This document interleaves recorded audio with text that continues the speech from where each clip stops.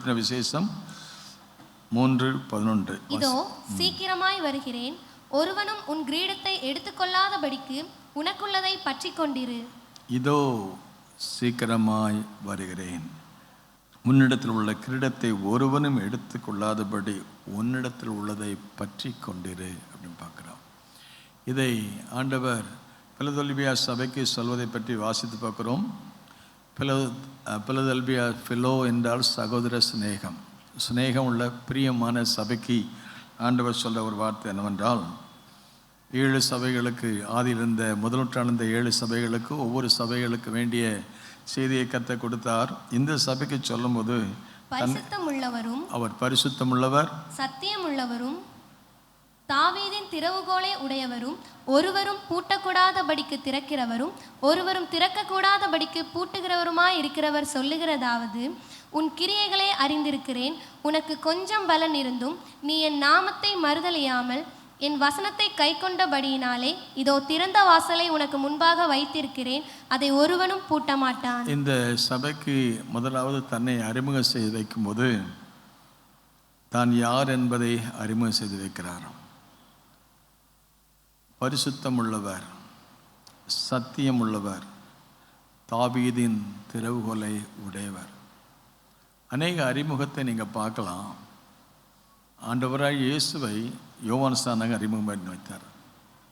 இதோ உலகத்தின் பாவத்தை சுமந்து தீர்க்கிற தேவாட்டுக்குட்டி என்று யோவான் ஸ்நானகன் இயேசுவை அறிமுகம் செய்தார். அந்த இயேசுவானவர் யாரை அறிமுகம் செய்து வைத்தார் என்றால், பரிசுத்த ஆவியானவரை அறிமுகம் செய்தார். யோவான் 14 அதிகாரம் 15, 16 அதிகாரங்களை வாசித்து பார்க்கும் பொழுது ஆவியானவர் எப்படி வருவார் என்பதை ஆண்டவர் இயேசு அறிமுகம் செய்து வைக்கிறார். அவர் இந்த உலக வாழ்க்கை ஊழியத்தை முடித்துவிட்டு பரமேறி செல்வதற்கு முன்பதாக நான் இந்த உலகத்தை விட்டு போகக்கூடிய காலம் வந்திருக்கிறது. எல்லாவற்றுக்கும் ஒரு காலம் உண்டு. ஆண்டவர் ஊழியத்தின் ஆரம்பத்தில் காணா ஒரு கல்யாணம் இருந்தபோது என் வேலை இன்னும் வரவில்லைன்னு சொன்னார். ஆனால் யோவான் 17 என் வேலை வந்ததுன்னு சொல்கிறார். எனக்கு தந்த நான் வேலையை நிறைவேற்றினேன், என் வேலையை நான் முடித்தேன், என் ஊழியத்தை நிறைவேற்றினேன். அவருக்கு கொடுத்த பணியை நிறைவேற்றி பரலோகத்துக்கு போகிறதுக்கு முன்னால் நான் சில காலத்துக்குள்ளாக உங்களை விட்டு நான் எடுத்துக்கொள்ளப்படுவேன். ஆனால் நான் போனாலும் உங்கள் கூட என்றென்றைக்கு இருக்கும்படி பரிசுத்த ஆவியானவரை நான் அனுப்புவேன்னு சொன்னார். அவரை அறிமுகம் செய்து வைக்கிறார். அப்போ சீசர்லாம் சொன்னாங்க, அவங்க ஆண்டவரே நீங்கள் கூட இருந்தீங்க, எங்களுக்கு நல்ல ஆலோசனை கொடுத்தீங்க, நல்ல சாப்பாடு கொடுத்தீங்க, நல்ல பாதுகாப்பு கொடுத்தீங்க. உங்களை நம்பி நாங்கள் எல்லாத்தையும் விட்டு வந்திருக்கிறோம். நீங்கள் எங்களை கூப்பிட்டீங்க, என் பெண்ணே வாருங்கள் நான் உங்களை ஆக்குவேன்னு சொன்னீங்க. எல்லாத்தையும் விட்டு வந்தோம். எங்கள் இது வரைக்கும் நீங்கள் ஒரு குறையெல்லாம் பார்த்துட்டீங்க. இனி நாங்கள் என்ன செய்வோன்னு கேட்டபோது, நான் போகிறேன், ஆனால் உங்கள் கூட என்னென்னைக்கிறபடி பரிசுத்த ஆவியானவரை நான் அனுப்புவேன்னு சொன்னார். ஸோ இயேசு கிறிஸ்துவை யோவான் தான் அறிமுகம் செய்து வைக்கிறாரு. இயேசு கிறிஸ்துவானவரும் பரிசுத்த ஆவியானவரை அறிமுகம் செய்து வைக்கிறாரு. அந்த பரிசுத்த ஆவியானவரை பற்றி அவர் சொல்லும்போது பேராக்லிட்டோஸ், கடந்த சில வாரங்களுக்கு ஒன்றால் சொன்ன பேராக்லிட்டோஸ் கிரேக்க பதம். பேராக்லிட்டோஸ் சொன்னால் அவர் ஒரு கைடு. 14:26 சொல்லுங்க, என்ன வாசிங்க? என் நாமத்தினாலே பிதா அனுப்ப போகிற பரிசுத்த ஆவியாகிய தேற்றரவாளனே எல்லாவற்றையும் உங்களுக்கு போதித்து நான் உங்களுக்கு சொன்ன எல்லாவற்றையும் உங்களுக்கு நினைப்பூட்டுவார். அவர் உங்களுக்கு கூட இருப்பார், உங்களோட இருந்து உங்களை நினைப்பூட்டுவார், உங்களை நடத்துவார். அவர் ஒரு நல்ல நண்பராக இருப்பார். அவர் உங்க கூட இருப்பார், அவர் உங்களை நடத்துவார். இன்னும் 16ஆம் அதிகாரத்தில் வாசித்து பார்க்கும்போது அவர் உங்களை கண்டித்து உணர்த்துவார். அவர் பாவத்தை குறித்து, நீதியை குறித்து, நியாய தீர்ப்பை குறித்து கண்டித்து, சொல்லுங்களேன், கண்டித்து, ஆமென், கண்டித்து கண்டனம் பண்ணுகிறவர் அல்ல, கண்டித்து உணர்த்துகிற தேவன். நாம் செய்கிற காரியத்தை சரியாக செய்கிறோமா, சரியாக செய்யலாம். நாம் ஏன் கண்டிக்கிறாங்க? எபிரேயர் 2:10 வாசிப்பேன்னா, இந்த பூமிக்குரிய பிதாக்கள், தாய் தகப்பன் நாம் தப்பு செய்யும்போது அவங்க நம்மளை கண்டிக்கிறாங்கல்ல. தகப்பன் சிட்சிக்காத புத்திரன் உண்டோ? பிள்ளைகள் தப்பு பண்ணும்போது எத்தனை அப்பா எத்தனை அம்மா கண்டிக்கிறாங்க, நீ செய்த தப்பு செய்யாத அப்படின்னு சொல்கிறாங்க. இன்றைக்கி பெரிய ஆட்களாக இருக்கிற நீங்கள் நானும் நாங்கள் செய்கிற தப்பியத்தை எங்கள் பெற்றோர் எங்களை கண்டித்தாங்க. ஆகவே இந்த பூலோகத்தில் இருக்கிற உங்கள் பிதாக்கள் உங்களை கண்டித்திருக்க அந்த பரலோகத்தின் தேவனானவர் உங்களை நிச்சயமாக கண்டிப்பார் இல்லையா அப்படின்னு சொல்லி எபிரேய நிருபக்காரர் அவர் அங்கே சொல்வதை பற்றி வாசித்து பார்க்குறோம். ஆகவே நாம் இந்த பூலோகத்தில் இருக்கிற நாட்களில் உண்மையிலே நம்ம பிள்ளைகள் மேலே அன்பு வச்சா நம்முடைய பிள்ளைகளை நாம் என்ன செய்வோம்னா அவங்க தவறு செய்யும்போது தப்பு நல்லா கவனிச்சு பாருங்க. 12:9 நம்முடைய சரீரத்தின் தகப்பன்மார் எல்லாம் சொல்லுங்க. சொல்ல மாட்டேங்களா? பிடிக்கலையே, அது சிக்ஷைனால பிடிக்காது. இந்த சரீரத்தில் இருக்கிற தகப்பன்மார் தாய்மார் நம்ம சிக்ஷிக்கும் போது அவர்களுக்கு நாம் அஞ்சி நடந்திருக்க நாம் பிழைக்கத்தக்க ஆவிகளின் பிதாவுக்கு அதிகமாய் அடங்கி நடக்க வேண்டும் அல்லவா? அப்பா அம்மாவுக்கு அடங்கி நடக்கிறோம். அப்போ ஆவியானவர் பேசும்போது கர்த்தர் பேசுகிறார், காதுள்ளவன் கேட்க கடவன். ஆமென், ஆமென், ஆமென். நான் போகிறேன், ஆனால் உங்கள் கூட இருக்கும்படி ஒரு ஆவியானவர் அவர் வருவார். அவர் வந்து உங்களை என்ன செய்ய பாவத்தை குறித்தும் நீதியை குறித்தும் நியாயத்தை என்ன செய்வார்? கண்டித்து உணர்த்துவார். கண்டித்து உணர்ந்தனா கண்டிப்பாக பேசுவார். ஆனால் உங்களை கண்டம் பண்ண மாட்டார். ஏன் கண்டம் பண்ண மாட்டார்னா உங்கள் மேலே நம்பிக்கை உண்டு, நீங்கள் அதிலிருந்து வெளியே வருவீங்க. ஆமென், ஆமென். நான் தப்பு செய்யாத யாருமே கிடையாது.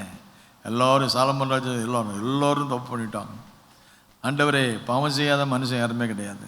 இவை எல்லாரும் we all have sinned before the presence of God. எல்லாரும் பாவம் செய்ய தேவனுடைய மகிமை இழந்து போனோம். நான் தப்பே செய்யலைன்னு. சகோதரரே, நாம் அநேக விஷயங்களை தவறுகிறோம்னு சொல்கிறார் யாக்கோபு. எத்தனையோ விஷயங்கள் நாம் தவறுகிறோம். ஆனால் நாம் தவறு நடக்கும்போது நம்முடைய தவறை சுட்டி காண்பிக்கிற ஒரு நல்ல தகப்பன் நமக்கு இருக்கிறார். ஆமென். அப்படி நம்மை சிக்ஷிக்காவிட்டால் நாம் எப்படியோ போயிருப்போன்னு சொல்லி வேதம் நமக்கு சொல்லுது. ஒரு வீடு இருந்தால், ஒரு குடும்பம் இருந்தால், ஒரு அப்பா இருந்தால், அம்மா இருந்தால் அவங்க வீட்டில் அன்பு இருக்கும், அதே வேளை கண்டிப்பும் இருக்கும். ஒரு சர்ச் இருந்தால் அன்பு இருக்கும், கண்டிப்பும் இருக்கும். ஆண்டவர் சொல்கிறார் இந்த நியாயப்பிரமாண புஸ்தகம் வாயை விட்டு பிரியாதிருப்பதாக 28 அதிகாரத்தையும் முழு சொல்கிறார். நான் சொன்னபடி செஞ்சால் தான் உனக்கு இந்த ஆசீர்வாதம், நான் சொன்னபடி செய்யலாம் உனக்கு இந்த ஆசீர்வாதம் தங்காது. ரெண்டையும் வைக்கிறார். உனக்கு என்ன வேணும்? You want blessing or curse? ரெண்டு எது வேணும் சொல்லு. இது வேணா இதை ஃபாலோ பண்ணு, அது வேணா அதை ஃபாலோ பண்ணு. அப்போ ஆவியானவர் எதிர்பார்க்குற காரியம், அவர் வந்து நம்மை உணர்த்துவார், நம்மை குறைவுகளை அவர் என்ன கொண்டு வருவார். எதற்காக? நாம் பரிசுத்தமான தேவனுடைய பிள்ளைகளாக இருந்து தேவனுடைய ஆசீர்வாதத்துக்கு பங்குள்ளவர்களாக இருக்கும்படி. ஆமேன் சொல்லுவோமா? ஆமேன், அல்லேலூயா. ஆகவே ஆண்டவர் ஸ்தோத்திரம். இந்த புதிய ஏற்பாட்டு சபைக்கு சொல்லும்போது ஆவியானவர் சொல்றதுக்கு இந்த இடத்துல பார்த்தீங்கன்னா ஆவியானவர் காது உள்ளவன் கேட்க கடவன், காது உள்ளவன் கேட்க கடவன் அப்படின்னு சொல்லி ஆண்டவருடைய நாமத்தில் அவருடைய வசனத்தை கேட்கறதுக்கு கர்த்தர் நம்முடைய இதயத்தை பக்குவப்படுத்துவாராக. கேட்கும்படி செவிகளையும் ஏற்றுக்கொள்ளும்படி இதயங்களையும் திறந்தலும் கேட்கும்போது கர்த்தர் பேசுவார். குறிப்பாக இந்த சபைக்கு சொல்லும்போது பிரியமான சபை, சகோதர சிநேகமுள்ள சபை, அன்புள்ள சபை, மற்ற எல்லா சபைகளை விட ரொம்ப இந்த ஆண்டவர் இந்த சபை அதிகமாக அன்பு வச்சார். ஆகவே அவர்களுக்கு தன்னை அறிமுகப்படுத்தி வச்சார். அறிமுகப்படுத்தி சொல்லும்போது அதுக்கப்புறம் சொல்கிறாரு, 8ஆம் வசனம் வாசிங்க. உன் கிரியைகளை எல்லாம் சொல்லுங்கள், உன் கிரியைகளை எல்லாம் சொல்லுங்களேன். எல்லாரும் வாசிக்கலாமா வசனத்தை? வாசிக்கிறவங்க பாக்கியவான்கள். எத்தனை பேர் சொல்கிறீங்க? ஆமென் சொல்லுங்களேன். வாசிக்கிறவர்கள் பாக்கியவான்கள், கேட்கிறவர்கள் பாக்கியவான்கள், அதன்படி செய்கிறவர்கள் பாக்கியவான்கள். கர்த்தருடைய வேதத்தின்படி நடக்கிற உத்தம மார்க்கத்தார். நம்மளை வேதக்காரன்னு சொல்கிறாங்க. எதுக்குன்னா இங்கே வேதத்தின்படி நடக்கிறவங்க. இன்னைக்கு உலகம் எப்படியோ போய்கிட்டு இருக்கு, எந்த திசையை நோக்கி போய்கிட்டு இருக்கு. ஆனால் ஆண்டவர் கொஞ்சம் ஜனமாக பரிசுத்தமான ஜனமாக நம்ம வச்சு உலகத்தை பாதுகாத்து ஆஸ்வதிக்க விரும்புகிறார். உன் கிரியைகளை அறிந்திருக்கிறேன், உனக்கு கொஞ்சம் பலன் இருந்தும் நீ என் நாமத்தை மறுதலியாமல் என் வசனத்தை கை கொண்டபடினால உனக்கு திறந்த வாசலை உனக்கு. எல்லாருக்கும் திறந்த வாசல் ஆசீர்வாதம் வேணுங்கிறது தான் எல்லாருக்கும் விருப்பம். ஆனால் அதுக்கு முன்னால் உள்ளதை நிறைவேற்றணும். உன் கிரியைகளை உன் காரியத்தை நான் பார்க்குறேன்ற, என்ன பேசுகிற, என்ன செய்கிற, நீ என்ன திருவசனத்தை கேட்குறளோ மாத்திரமல்ல அரும்படி செய்கிறவருங்க. ஆண்டவர் தன்னை அறிமுகப்படுத்தும் போது அவர் பரிசுத்தம் உள்ளவர். ஆண்டவர் சொன்னார், நான் பரிசுத்தமாக இருக்கிற மாதிரி உன் வார்த்தையில், உன் வாழ்க்கையில், உன் பார்வையில், உன் கேள்வியில், உன் லைஃப்பில் எல்லாம் எங்கே பார்த்தாலும் நம்ம அவருடைய பரிசுத்தம் நம்ம வாழ்க்கையில் காணப்படும். அவர் பரிசுத்தம் உள்ளவராக இருக்கிற போல நாமும் பரிசுத்தம். என் சிந்தனையில் கிறிஸ்து இயேசுவின் சிந்தையே உங்களுக்கு இருக்க கடவுது. ஆமென் சொல்லுமா? அநேக சமயங்களில் இந்த இப்போ கடந்த நாட்களில் ஆகஸ்ட் 15 ஆவி ஆத்மா சரீரத்தை பற்றி படிச்சுட்டு சொல்லிகிட்டு இருக்காங்க. நான் நேற்றெல்லாம் கூட போட்டேன், நீங்கள் யூடியூப்பில் இருக்க போய் பாருங்கள், PCAGயில் போய் பாருங்கள். சத்து நம்மளை எப்படிலாம் நம்மளை தவறாக கொண்டு போகிறான்னு பார்க்க, சிந்தையில், ஆவியில், ஆத்மாவில். ஆவி ஆத்மா சரத்தை பரிசுத்தமாக பாதுகாக்க சொல்கிறார். 1 தெசலோனிக்கர் 5:23 என்ன சொல்லப்பட்டிருக்கு? உங்களுடைய ஆவி, உன் ஆத்மா, உன் சரீரம் எல்லாம் பரிசுத்தமாக இருக்கணுமா? அல்லேலூயா சொல்லுங்கள், ஆமேன்னு சொல்லுங்களேன். என் ஆவியில் நான் பரிசுத்தமாக இருக்கணும், என் ஆத்மாவில் நான் பரிசுத்தமாக இருக்கணும், என் சரீரத்தில் பரிசுத்தமாக இருக்கணும், என் எல்லை எங்கும் பரிசுத்தம். ஆமேன்னு சொல்லுமா? ஆமேன்னு சொல்லுமா? ஆகவே நம்ம நல்ல ஆவி. ஆண்டவர் ஆதாமை உருவாக்கின போது மண்ணினால் உருவாக்கி அவனுக்குள்ள என்ன ஊதினார்? ஜீவ சுவாசம். அவன் ஜீவ ஆத்மானான். அவன் அவனுக்குள்ள அந்த ஆவியை, அந்த ஜீவ சுவாசம், ஜீவ ஆத்மாவனான ஸ்பிரிட், ஆவியானவர் அவனுக்குள்ள இறங்கினார். ஆனால் ஆதாம் பாவம் செய்த பொழுது அந்த ஆவியானவர் அவனை விட்டு போயிட்டார். சரீரத்தில் ஹீஸ் ஓகே, உயிருக்கு நடக்க ஓடுற எல்லாம். ஆனால் ஆண்டவருக்கும் அவருக்கும் உள்ள அந்த ஆவியானவருடைய ஆவி, அந்த தேவ ஆவியும் அந்த மனுஷ ஆவியும் பிரேக் ஆயிடுச்சு. God is spirit, man is spirit, demon is spirit. அவர் ஆவியாக இருக்கிறாரு. அவர் ஒன்று பண்ண மனுஷனுக்குள்ள அந்த ஆவியை ஊதின போது அவனும் ஆவியாக இருக்கிறான். அதே வேளை பிசாசும் ஆவியாக இருக்கிறாய். இந்த ஆண்டவர் ஆவியானவர் பயன்படுத்துறதுக்கு ஒரு மனுஷன் தேவை, இந்த பிசாசை பயன்படுத்துறதுக்கு ஒரு ஆள் தேவை. நம்ம யாருக்கு நம்ம ஒப்பு கொடுக்க போகிறோம்? முதல் மனுஷனை உருவாக்குற போது மண்ணில் அவன் ஜீவ சுவாசத்தை போது அவன் ஜீவ ஆத்மா, ஜீவ ஆவி அவனுக்குள்ள வந்து உயிர் வந்தது. ஆனால் அவன் பாவம் செஞ்ச போது அந்த ஆவியானவனை விட்டு போயிட்டாரு. உயிர் இருக்குது, நடமாடும் பிணமாக இருக்கான். ஆனால் தேடி வந்த போது தேவ சித்தத்தை நிறைவேற்ற முடியாதனால முதலாம் ஆதாம் எதையெல்லாம் இழந்தானோ அதையெல்லாம் 2ஆம் ஆதாமாக இயேசு கிறிஸ்து மூலமாக நாம் பிழைக்கத்தக்க. எப்படின்னா எபேசியர் 2:1 அக்கிரமங்களினாலும் பாவங்களினாலும் மரித்து போயிருந்த நம்மை அவர் என்ன செய்தாராம்? உயிர்ப்பித்தார். அல்லேலூயா சொல்லுங்களேன்.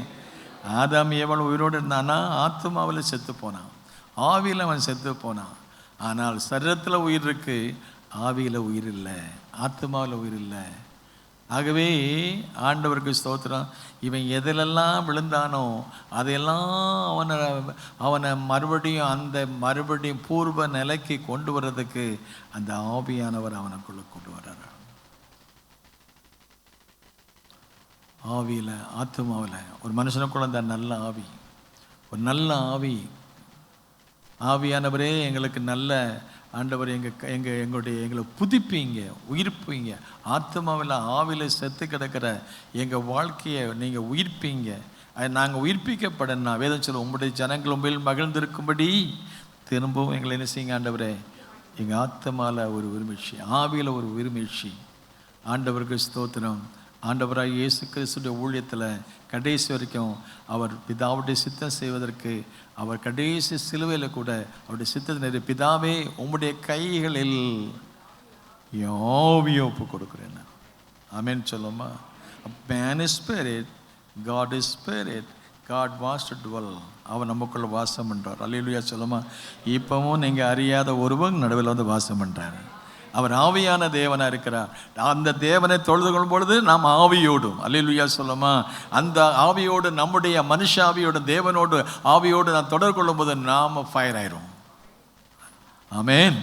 நம்மை புதுப்பிக்கிறது, உயிர்ப்பிக்கிறது வசனம், அந்த அபிஷேகம், ஆவியானவர் நம்ம கூட பேசுவார். ஆவியானவர் உணர்த்துவார், ஆவியானவர் சரிப்படுத்துவார், ஆவியானவர் நம்ம கூட இருப்பார். He is more than a friend. ஆலோசனை கொடுப்பார், நம்ம உருவாக்குவார், நமக்கு முன்னால் போவார். பேராக்லிட்டோஸ்னா கைடு, என்னை நடத்துவார் அந்த ஆவியானவர். அப்போ நான் ஒரு ஆவி, என் ஆவியினுக்குள்ள என் ஆவி சாகக்கூடாது. செத்து போச்சுன்னா கனெக்ஷன்லாம் போயிடும். செல்ஃபோனில் தொடர்பு துண்டிக்கப்பட்டுச்சு சொல்லுவாங்கள்ல, அவர் தொடர்பு எல்லைக்கு தூரமாக போயிட்டார்ன மாதிரி ஆவியானுடைய எல்லைக்கு நம்ம தூரமாக போயிடுவோம். ஆனால் ஆவியானவர் நம்ம மறுபடியும் சரி செய்ய வேண்டும் என்று விரும்புகிறார், கனெக்ட் பண்ண விரும்புகிறார். ஆண்டவருடைய வார்த்தை வாசிக்கும் போது நம்மோட பேசுவார்.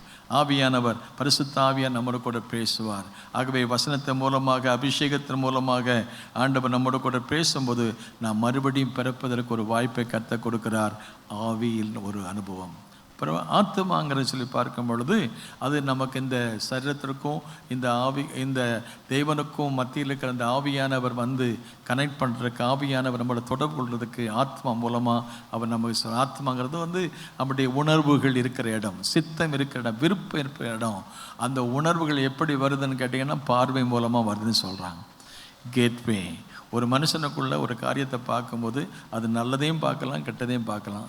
நல்லதையும் கொண்டு போகும், கெட்டதையும் கொண்டு போகும். ஆகவே ஆண்டவருக்கு ஸ்தோத்திரம்.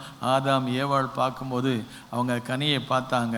பார்க்கும்போது அது பார்வைக்கு நல்லா இருக்குது, புசிப்புக்கு இன்பமாக இருக்குன்னு சொல்லி பார்த்தாங்க. பார்த்த உடனே அப்படியே கண் வழியாக போய் மனதை போய் ஆத்மாவை போய் அது சந்திக்குது. ஆத்மாவை போய் சந்தித்த உடனே அவங்க தேவ சித்தத்தை நிறைவேற்றாமல் சொந்த சித்தத்தை நிறைவேற்றினால ஆத்மாவிலையும் செத்து போனாங்க. அதை குறித்து அவங்க அம்மா சொல்லும்போது, ஒரு மனுஷனுக்குள்ள ஒரு நாளைக்கு 6000 சிந்தனை வருகிறதான். எத்தனை சிந்தனையா? 6000 எண்ணங்கள். மைண்டு, சைக்காலஜியில் படிப்பாங்க. மைண்டு, என் மனம், என் மனசு. பைபிளில் ஆத்மான்னு போட்டிருக்கு. ஆனால் 103ஆம் சங்கீதம் வாசித்து பார்க்கும்போது ஓ மை சோல் ஆங்கிலத்தில் போட்டிருக்கு, என் ஆத்மாவே கர்த்தரை, அது என் மனமேன்னு சொல்லியிருக்குது. மனம் ஒரு குரங்குன்னு நம்ம சொல்லுவாங்க சிலர். மனசில் எங்கேயாவது என்னத்தையாவது பார்த்துட்டு அதை அப்படியே கண்ணு வழியாக போய் மனசில் கொண்டு வச்சிடும்.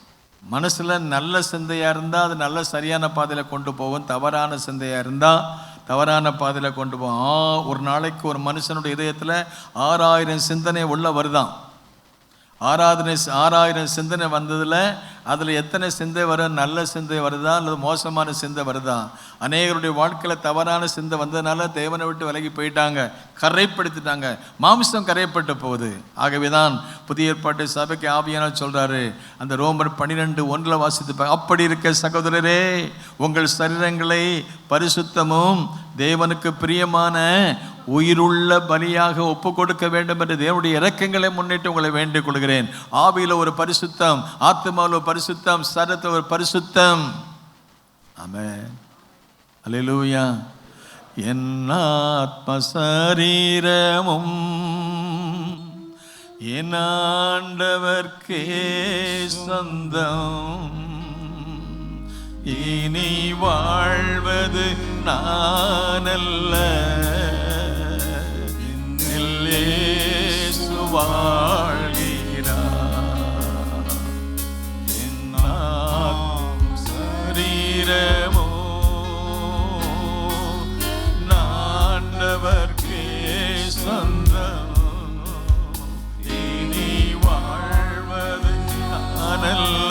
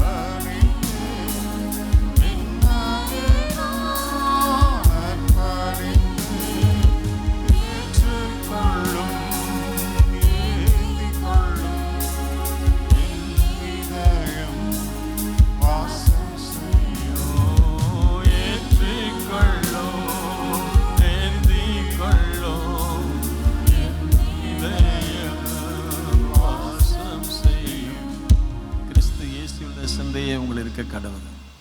மாம்ச சிந்தை மரணம், ஆவின் சிந்தையோ ஜீவனும் சமாதானம். மைண்ட் செட், அவருடைய சித்தம், அவருடைய சிந்தை. மாம்ச சிந்தை மரணம், ஆவின் சிந்தையோ ஜீவனும் சமாதானம். ஆவிக்குரியவன் ஆவிக்குரியவர்களை சிந்திக்கிறான், மாம்சத்துக்குரியவன் மாம்சத்துக்குரியவர்களை சிந்திக்கிறான். மாம்ச சிந்தை மரணம், ஆவின் சிந்தையோ ஜீவனும் சமாதானம். அந்த சிந்தை ஆண்டோடைய அந்த மனோ, அந்த சோலுக்குள்ள, அந்த மனசுக்குள்ள நம்முடைய உணர்வுகள் வரும் பொழுது அது நல்ல உணர்வாக இருந்தால் நிச்சயமாகவே அது நம்ம சரியான பாதையில், ஜீவனுக்கு ஏதுவான பாதையில் நடத்தும். இல்லைன்னா தவறான பாதையில். தாவீது போன அனுபவங்கள், சிம்சோன் போன அனுபவங்கள், ஆபிரகாம் லோத்துடைய அனுபவங்கள் எல்லாம் பார்க்கும்போது தேவன் மனிதனுக்கு செம்மையாய் தோன்றுகிற வழி உண்டு. அது முடிவோ மனித சிந்தை, தேவ சிந்தை. இயேசுவின் சிந்தையே உங்களிலும் இருக்க கடவுது என்று சொன்னார். ஆகவே ஆண்டவருக்கு ஸ்தோத்திரம். இந்த சிந்தைக்கு நேராக, தேவ சிந்தைக்கு, தேவ சித்தத்துக்கு நேராக நடத்தும் பொழுது அதுக்குரிய நல்ல பலனை கற்றுக் கொடுப்பார். ஆண்டவராக இயேசுவிடத்தில் பார்க்க வேண்டிய முக்கியமான காரியம் என்னவென்றால், என் பிதாவின் சித்தம் செய்வதே என் போஜனமாக இருக்கிறது. ஆமென் சொல்லுமா? ஆண்டவராக இயேசுவுக்குடைய விருப்பம் கடைசி மூச்சு வரைக்கும் என் பிதாவின் சித்தம். ஆயிலும் பிதாவை கெத்செமனே தோட்டத்தில் சிலுவைக்கு போகிறதுக்கு முன்னால் ஆவியான் நடத்தினார். ஆவியின் சிந்தையின்படி நடத்தும் போது கெத்செமனேல கதறி கதறி அழுது ஜெபம் பண்ணார். Cross was before him. சிலுவை மரணம் முன்னால் இருந்தாலும் அவர் சொல்கிறாரு, உங்கள் சித்தம், இந்த பாத்திரம் என்னை விட்டு, மாமிசம் எப்படிப்பட்டது, பலவீனம் உள்ளது, ஆவியோ உங்கள் சிந்தை, உங்கள் சித்தம், இந்த பாத்திரம் என்னை விட்டு நீங்கள் கொடுமையான, ஆகிலும் பிதாவே உங்கள் சித்தம். கடைசி மூச்சு வரைக்கும் பிதாவுடைய சித்தத்தை நிறைவேற்ற ஆவியிலே பிதாவின் சித்தம், ஆத்மாவில் பிதாவின் சித்தம், சரத்திலையும் பிதாவின் சித்தம். அவர் நமக்கு he has set a role model for us. ஆகவே நம்முடைய ஆவிக்குரிய வாழ்க்கையில், ஆத்மாவில், சரத்தில் ஒவ்வொரு நாளும் நாம் மறுரூபமாகவே. ஆமேன்னு சொல்லுமா? It's a Cornell. நமக்கு நம்முடைய வாழ்க்கையில் இருக்கிற அந்த சிந்தையெல்லாம் மாம்ச சிந்தை. மாம்ச சிந்தைக்கும் ஆவிக்குரிய சிந்தைக்கும், ஆவியின் கனி மாம்சத்தின் கனிக்கும் ஒரு வித்தியாசத்தை அவர் கலாத்தியரில் நீங்கள் 5ஆம் வாசித்து பார்க்கலாம். ஆகவே மாம்ச சிந்தையின்படி பிழைத்தால் நாம் சாவோம், ஆனால் ஆவியின்படி பிழைத்தால் நாம் ஜீவனுக்குள்ளாக போவோம் என்று ஆவியானவர் சொல்வதை பற்றி வாசித்து பார்க்குறோம். ஆகவே இந்த நாட்களையும் கூட நம்முடைய மனசில் மறுரூபம், அந்த ரோமர் 12ஆம் அதிகாரத்தில் வாசித்து பார்க்கும்போது, அப்படி இருக்க சகோதரரே உங்கள் சரீரங்களை, இந்த சரீரத்துக்கிற ஆவி, இந்த சரீரத்துக்கிற ஆத்மா, அப்படி இருக்க சகோதரே உங்கள் சரீரங்களை, எல்லாம் சொல்லுங்கள், உங்கள் எல்லாருக்கும் சரீரம் இருக்கா இல்லையா? நாம் ஒரு நாளில் வருவோம், அந்த ஆண்டவர் வரும்போது இந்த சரீரத்தை விட்டு நம்ம பிரிஞ்சு போயிடுவோம். அல்லேலூயா சொல்லுமா? ஆமேன். இந்த சரீரம் நமக்கு இந்த உலகத்தை இருந்தனால இதுக்கு நமக்கு இந்த சரீரம் கொடுக்கப்பட்டிருக்கு. இது ஒரு டீன், ஒரு கூடாரம். ஆவியானவர் தங்க, ஆத்மா இருக்க, உலகத்தோடு தொடர்பு கொள்ள இந்த சரீரம், இந்த சரீரத்தை கத்த வச்சு இந்த உலகத்தில் நம்ம வச்சுக்கிறாரு ஆண்டவர். ஆனால் ஒரு நாள் வரும், அப்போது இந்த சரீரம் விட்டு நம்ம விட்டு பிரியும். உண்மையான மனுஷன் யாருன்னா இந்த பாடி இல்லை, உண்மையான மனுஷன் நம்ம ஆத்மா தான். ஆமேன்னு சொல்லுமா? மனுஷன் உலகம் முழுவதையும் ஆதாயப்படுத்தி கொண்டாலும் தன் ஆத்மாவை நஷ்டப்படுத்தி அவனுக்கு லாபம் என்ன?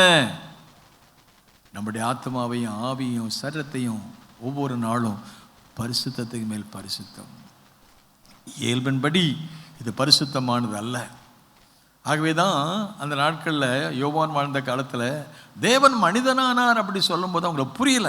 எப்படி கடவுள் is a holy God, man is not a holy. அந்த பரிசுத்த தெய்வம் எப்படி இந்த மனுஷ சரீரத்தில் வர முடியும் அப்படிங்கிற தாட் அவங்களுக்கு இருந்துச்சு. அப்போ தான் சொன்னான், அந்த வார்த்தை ஆதியிலே வார்த்தை இருந்தது, அந்த வார்த்தை அந்த வார்த்தை தான் தேவனாக இருந்துச்சு. அப்படியானால் அந்த வார்த்தையாகிய இயேசு, அந்த வார்த்தையாகிய அவர் நமக்குள்ள வர வேண்டுமானால் நாம் என்ன செய்யணும்? அவரை விசுவாசிக்கணும், அவரிடத்தில் நாம் ஒப்பு கொடுக்கணும். அவரை ஏற்றுக்கொள்ளும் போது அவர் செய்கிற பெரிய காரியம், நமக்குள்ள பாவ மன்னிப்பை கொடுக்கிறார், சிந்தையை மாத்துறாரு, ஜீவியத்தை மாத்துறாரு. ஆவி, மனுஷ ஆவி, அது தேவ ஆவியா மாறுது. மனுஷன் சாதாரண மனுஷன், பாவத்துக்குள்ளான மனுஷன், அவன் தேவ மனுஷன். இன்னும் சொல்ல போனால் நாம் எல்லாம் தேவனுடைய பிள்ளைகளாக மாறுறோம். இதுதான் ரட்சிப்பு, இதுதான் மனம் திரும்புதலின் அனுபவத்துக்குள்ளே நம்ம கொண்டு போகிறார். இதுதான் நீதிமானாக்கப்படுதல் என்கிற இறையியலுடைய வார்த்தை பயன்படுத்தப்பட்டு ஜஸ்டிஃபிகேஷன். நீதிமானாக்கப்பட்டு, நான் ஒரு காலத்தில் பாவியாக இருந்தேன், கார்னல் மைண்டு, பார்க்கறதுலாம் தப்பு, என் வாழ்க்கையே மோசம். ஆனால் இயேசு எனக்குள்ளே வந்ததுனால, அவரை ஏற்றுக்கொண்டபடினால, ஒருவன் கிறிஸ்துவுக்குள்ள இருந்தால் எப்படி இருக்கானா? ஆமேன்னு சொல்லுங்களேன். எத்தனை பேர் புதிய சிருஷ்டியாக இருக்கீங்க? கொஞ்சம் பேர் தானா? அப்போ பழைய ஆள் உள்ளே இருக்கா? பழைய ஆட்கள், பழைய பாவம், பழைய கோபம், பழைய அனுபவங்கள். ஆகவே பவுல் சொல்றாரு, பழையவைகளை களைந்து புதியன. உள்ளான மனுஷன் புறம்பான மனுஷன் சொல்றாரு. ஆகவே ஆண்டவர் இயேசு வரும்போது ஜஸ்டிஃபிகேஷன், நீதிமான் ஆக்குறாரு, நம்மில் விழுந்த தண்டனையை மாத்துறாரு. அந்த நீதிமான் ஆக்கப்பட்டு அதுக்கப்புறம் அந்த ஆண்டவர் நமக்கு செய்கிற காரியம் என்ன கேட்டால், நீதிமான் ஆக்கி ரட்சித்து நம்ம பிள்ளையாக மாற்றி நம்மை அவருடைய பரிசுத்தத்துக்கு ஏதோ அதில் எப்படி கொண்டு வர்றாருன்னா ஜஸ்டிஃபிகேஷன் அண்ட் சாங்க்டிஃபிகேஷன் சொல்லுவோம். சாங்க்டிஃபிகேஷன், இயேசுவை ஏற்றுக்கொண்டதுனால அவர் நமக்குள்ள வர்றாரு. உடனடியாக நடக்கிற நிகழ்ச்சி அது. நமக்குள்ள வர்றாரு, பாவத்தை உணர்த்துறாரு, பாவத்தை அறிக்கை செஞ்சோம், அவருடைய பிள்ளைய மாத்திட்டாரு. இப்போ நான் தேவனுடைய பிள்ளைங்கிற அனுபவத்துக்குள்ள ஒரு குழந்தை கிறிஸ்துக்குள்ள பிறக்கிறது, அது வளர ஆரம்பிக்கிறது. அது எப்படி வளர வேண்டுமென்றால் சாங்க்டிஃபிகேஷன், ஒவ்வொரு நாளும் பரிசுத்தமாக. அல்லேலூயா சொல்லுமா? உன் நாட்களுக்கு தக்கதாக உன் பலன் விளங்கும். பரிசுத்தத்தின் மேல் பரிசுத்தம், கிருபையின் மேல் கிருபை, மகிமையின் மேல் மகிமை.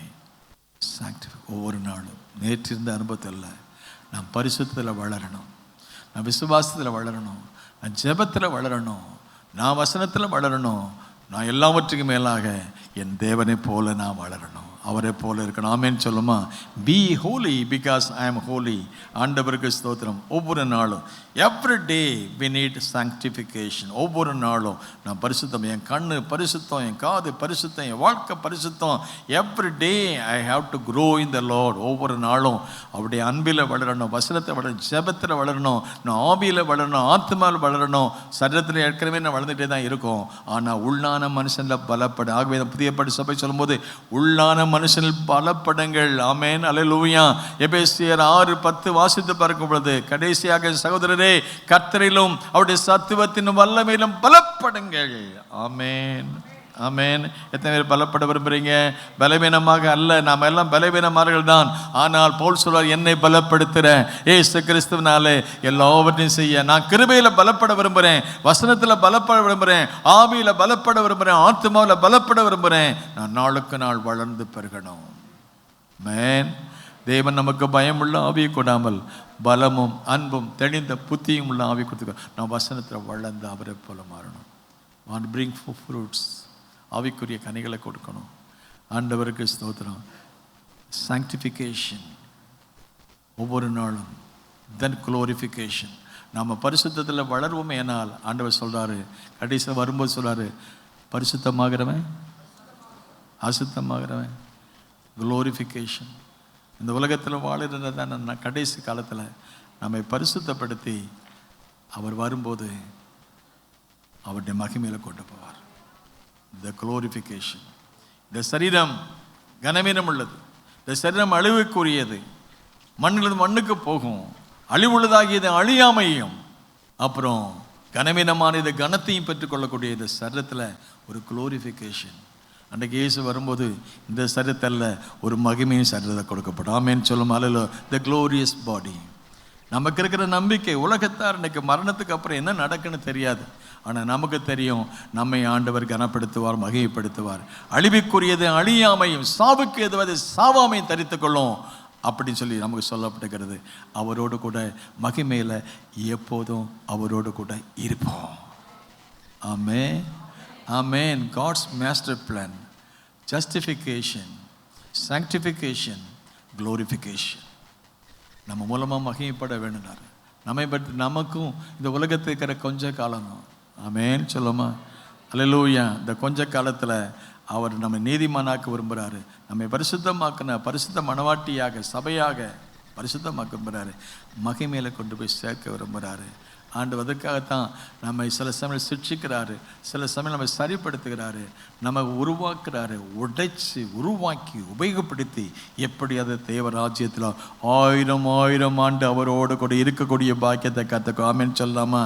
உலக வாழ்க்கை தற்காலிகமானது, நிரந்தரம் இல்லாதது. தேகத்தை விட்டு பிரியும் காலம் வந்தது. எல்லாவற்றுக்கும் ஒரு காலம் உண்டு. பிறக்க ஒரு காலம் உண்டு, இறக்க ஒரு காலம் உண்டு. இதுதான் உலகம். ஆனால் இந்த உலகம் ஒரு நாள் மாறும், அழியும். வானமும் பூமியும் ஒழிந்து அழிந்து போனாலும் இந்த தேவனுடைய வசனம் ஒரு நாள் அழிந்து போகாது. அவர் வரும்பொழுது பரிசுத்தமாக இன்னும் பரிசுத்தமாகட்டும், அசுத்தமாக இன்னும் அசுத்தமாகட்டும். ஆகவே பரிசுத்தத்தை பாதுகாத்து உனக்கு உண்டானதை பற்றி கொண்டிரு. உனக்கு கொடுத்த ராஜ்யமேன்மை காத்து, ரட்சிப்பை காத்துக்கொள், அபிஷேகத்தை காத்துக்கொள், பரிசுத்தத்தை பாதுகாத்துக்கொள். இயேசு வரும்போது இந்த சரீரம் அழிவுக்குரியது, இந்த சரீரம் கனவீனம் உள்ளது, இந்த சரீரம் சாவுக்கு ஏதுவானது. சாவுக்கு ஏதுவான இந்த சரீரத்தை அது ஜீவனுக்கு ஏதுவாக மாற்றுவார். அழிவுள்ளதாக இது அழியாமையாக மாறும். அவரோடு 1000 ஆண்டு அவரோடு இருக்கிற பாக்கியத்தை கற்றுக்கும். இதுதான் எட்டர்னல் லைஃப். ஆமென். நமக்கு கொடுக்கிற நித்தியமான வாழ்வு. கரங்களை தட்டி, ஆண்டவரே எங்களுக்குன்னு தந்த எட்டர்னல் லைஃப், நித்தியமான நித்திய சந்தோஷம், நித்திய இளைப்பாறுதல். we are going to be with you forever and ever. இங்க இருக்கிற காலம் வேதம் சொல்ல 70 வருஷம். அந்த 70 வருஷத்துலேயே பிரச்சனை. குழந்தை கருவிலே அழிஞ்சு போகுது. பிள்ளைகள் சின்ன வயசில் மரித்து போகிறாங்க, வாலிப வயசில் மரித்து போகிறாங்க, நடுத்தர வயசில் மரித்து போயிடுறாங்க, சிலர் தான் முதுமையில் போகிறாங்க. ஆனால் எந்த நிலைமையில் இருந்தாலும் கர்த்தரை நம்பி இருக்கிற போது ஆண்டவர் இந்த உலக வாழ்க்கையை நாம் முடித்து போனாலும் நமக்கு ஒரு நித்தியமான வாழ்வை கர்த்தர் கொடுக்குறாரு. இந்த சரீரம் மாறும். ஆகவே இந்த கூடாரத்தில் நாம் இருக்கிறோன்னு சொல்லி 2 Corinthians 5 சொல்கிறார். ஆபிரகாம் போன்றவர் சொன்னாங்க, நாங்கள் பரதேசியாக சஞ்சரிக்கிறோன்னு சொல்கிறாங்க. இது என்ன உலகம்? பரதேசியாக இருக்கும். அல்லேலூயா சொல்லுங்களேன். நீங்கள் பரதேசி சொல்ல மாட்டீங்களே. ஆபிரகாம் எபிரேயர் நிருபத்தில் 11 அதிகாரத்தை சொல்லுவார், நான் பரதேசி. அவருக்கு கண்பாக்கும் தேசமெல்லாம் அவருக்கு சொந்தமாக இருந்துச்சோம். ஆனால் கண்பாக்கும் தேசமெல்லாம் சொந்தமாக இருந்தாலும் அந்த எபிரேயர் 11 அதிகாரத்தில் வாசித்து பார்க்கும்போது ஆபிரகாம் பற்றி சொல்கிறாரு, நான் இந்த உலகத்தில் இருந்தாலும் நான் எப்படி இருக்கேன்னா, ஆபிரகாம் ஈசாக்கு யாக்கோபோடு அவன் குடியிருந்தாலும் எப்படி இருக்குது இந்த எபிரேயர் 11 பாருங்கள். அங்கே பாருங்கள் 9 சொல்கிறார் இல்லையா, வாக்குத்த பிரதேசி நாங்கள் விசுவாசத்தினாலே அவன் வாக்குத்தத்தம் பண்ணப்பட்ட தேசத்திலே பரதேசியை போல சஞ்சரித்து வாக்குத்தத்துக்கு உடன் சொந்தராகி ஈசாக்கோடு யாக்கோபோடு எங்கே இருந்தாராம்? ஏன் எப்படி இருக்காரு? 10ஆம் வசனம் சொல்லும்போது தேவன் தாமே, எல்லாம் சொல்லுங்க, நல்ல சொல்லுங்க, உற்சாகமா சொல்லுங்க, தேவன் தாமே கட்டி உண்டாக்கின அஸ்திபாரம் உங்களை நகரத்துக்கு நான் ஆவலோடு காத்திருந்தான். ஆமேன் மேன். அவனை மாதிரி சீமான் யார் இல்லை. அவனை பூமி செல்வத்தை தாங்கி கொள்ள முடியும். அவனே சொன்னான், இது ஒன்றும் கிடையாதுங்க உலகம், என் வீடு நாடு எல்லாம் ஒன்றும் கிடையாது. அல்லேலூயா சொல்லணும். என் சுயதேசம், அந்த பரமதேசம், அந்த தேசத்துக்கு அவன் ஆவலோடு காத்திருந்தான். ஒரு வீடு பிரச்சனைன்னு சொல்லுவான். இந்த வீட்டில் கூடியிருந்தாலும் ஆண்டவர் நம்ம கூட ஒரு வீட்டை கட்டுறாரு. This is not a permanent place, that is permanent place. அதுக்கு போகிறதுக்கு இந்த வீடு ஆயத்தமாக இருக்கட்டும். ஆமேன் சொல்லுமா? நமக்குன்னு ஒரு நித்திய வீடு. அல்லேலூயா. என்ன வீடா? ஆமேன். அல்லேலூயா ஸ்தோத்திரம். ஆகவே ஆண்டோட நாம் மகிமைப்படுவதாக. நான் அதான் சங்கீதக்காரன் சொல்ல, நான் பரதேசியாய் தங்க வீட்டில் ஒரு பிரமாணங்கள் எனக்கு எப்படின்னா, அது எப்படி பிரமாண கீதமாகும்? இந்த சத்தியத்தை கேட்கும்போது இது ஒன்றுமே கிடையாது, இந்த உலகம் ஒன்றும் இல்லை, இந்த உலகம் மாறும் மழியும், ஒன்றுமே இந்த உலகம் நிரந்தரமானதல்ல, எல்லாமே டெம்பரவரி தான். ஆனால் என் ஆண்டவர் மட்டுமே நிரந்தரம். ஆமேன் சொல்லுமா? அலெக்சாண்டர் கிரேட் சொன்ன ஒரு வார்த்தையை மட்டும் சொல்லி முடிக்க விரும்புகிறேன். அவர் பெரிய ராஜா, உலகத்தையே கையில் கொண்டு வந்தார். கடைசியில் அவர் சொன்னாராம், அவர் கொஞ்சம் வயசுலே முழு உலகத்தையும் கொண்டு வந்தார். அப்படி கொண்டு வந்த போது மரணத்தருவாய் வியாதிப்பட்ட போது மறிக்கக்கூடிய எவ்வளோ ராஜா, முழு உலகம் அவர் கையில் இருக்குது. அப்போ அவருக்கு எவ்வளோ கவனம் செலுத்தியிருப்பாங்க, எவ்வளோ ட்ரீட்மெண்ட் கொடுத்துருப்பாங்க, எவ்வளோ ட்ரீட்மெண்ட்லாம் கொடுத்து பார்த்தாங்க. பணம் இருந்துச்சு, பதவி இருந்தது, பட்டம் இருந்தது, புகழ் இருந்தது, எல்லாம் இருந்துச்சு, செல்வம் இருந்தது. ஆனால் ஒன்றும் அவருக்கு தாங்க முடியல, ஒன்றும் ஒருத்தும் கை கொடுக்க முடியல. கடைசியில் மரணப்படுக்க இருந்தபோது அவர் தன்னுடைய தளபதிகளை பார்த்து சொன்ன ஒரு காரியம், நான் உலகத்தில் உயிரோடு இருக்குன்னு நினச்சேன், எல்லாம் நீங்கள் செஞ்சீங்க, எனக்கு புகழ் இருக்குது, பதவி இருக்குது, பட்டம் இருக்குது, பணம் இருக்குது, எல்லாம் இருக்குது. ஆனால் இப்போ நான் கடைசி நேரத்தை வந்துட்டேன், இந்த நான் அடுத்த நிமிஷம் நான் உயிரோடு இருப்பேன்னு தெரியாது. நான் ஏதாவது ஒன்று நடந்துட்டான், என் கையை 2 கையையும் நீங்கள் அடக்கத்துக்கு போகும்போது பெட்டியில் வச்சுருங்க. அவன் கேட்பாங்க, எதுக்கு அவர் கையை மட்டும் வெளியே வச்சுங்க, உள்ளே வச்சுருக்கலாமான்னு கேட்டால் சொல்லுங்கள், உலகத்தையே நான் கொண்டு வந்தாலும் உலகத்தை விட்டு போகும்போது ஒன்றும் நான் கொண்டு போகல.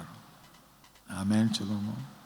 யோபு சொல்ல, நிர்வாணியாய் வந்தேன், உலகத்தில் ஒன்று கொண்டு வந்து. அப்புறம் இன்னொன்று சொன்னாராம். என்ன சொன்னாராம்? நான் சம்பாத்தியம் பண்ணேன், அவ்வளோ பணத்தையும் நான் முன்னால் போகும்போது எல்லாம் தூர போடுங்கன்னு சொன்னாராம். என் கடைசி காலத்தில் என் பணம் ஒன்றும் என்னை காப்பாற்ற முடியல. அப்புறம் இன்னொன்று சொன்னாராம், இந்த பெட்டியை சுமக்கிறதுக்கு வேறு யாரும் சுமக்கூடாது, டாக்டர்ஸ் தான் சுமக்கணும். ஏன்? அவங்களால கொடுக்க மட்டும், சிகிச்சை செய்ய மட்டும் செஞ்சாங்க. ஆனால் அவங்க சிகிச்சையை, என்னதான் சிகிச்சை கொடுத்தாலும் என்னை பிழைக்க வைக்க முடியல. அதுக்கு சாட்சியாக உலகம் எனக்கு ஒன்றும் இல்லை. என்ன புகழ் இருந்தாலும், என்ன பணம் இருந்தாலும், இவைகள் எல்லாம் அழிந்து போகும்.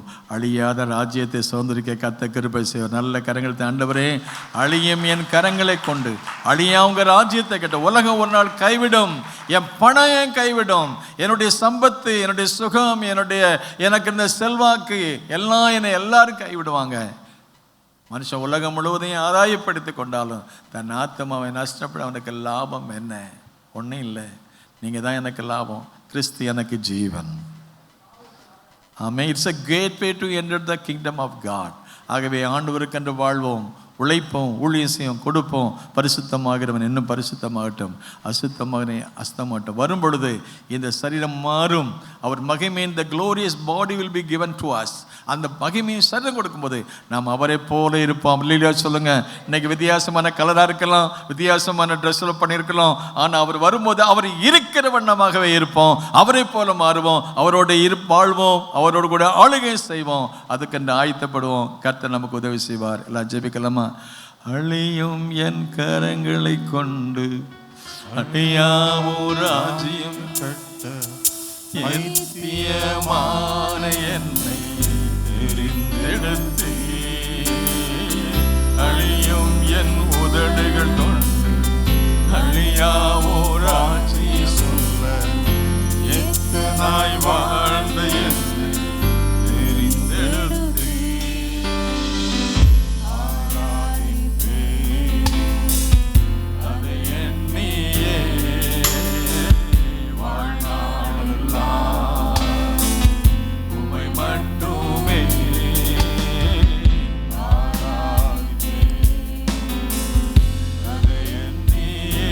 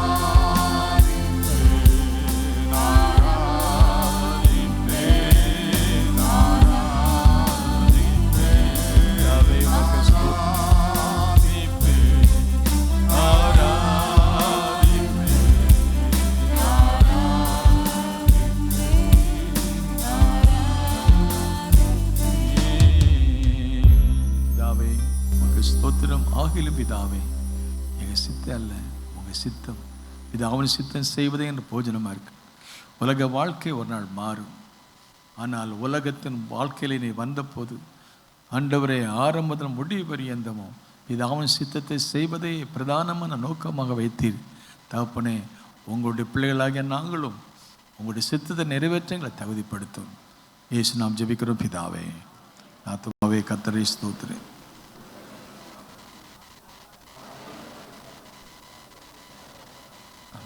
நம்முடைய கர்த்தராகிய இயேசு கிறிஸ்துவின் கிருபை, பிதாவாகிய தேவனுடைய அன்பு, பரிசுத்த ஆவியானுடைய ஐக்கிய சந்தோஷ சமாதானம் நாம் அனைவரும் இருப்பதாக.